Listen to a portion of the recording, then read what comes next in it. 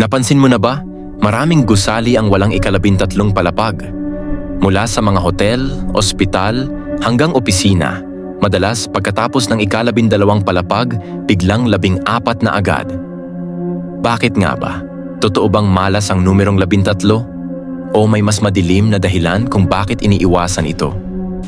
Sa kultura ng maraming bansa, ang numerong 13 ay itinuturing na malas. Pero sa Pilipinas, may mga kwentong bumabalot sa mga gusaling may ikalabintatlong palapag. Ayon sa mga pamahiin, ang sino mang tumira o magtrabaho sa ikalabintatlong palapag ay maaaring magdala ng kamalasan, sakit o trahedya. Dahil dito, maraming arkitekto at negosyante ang iniiwasang gamitin ang numerong 13 sa kanilang mga gusali.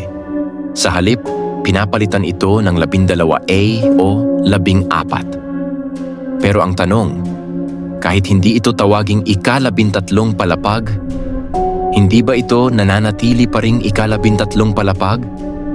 Para sa mas marami pang ganitong kwentong misteryo at kababalaghan, huwag kalimutang mag-follow sa Creepscape TV.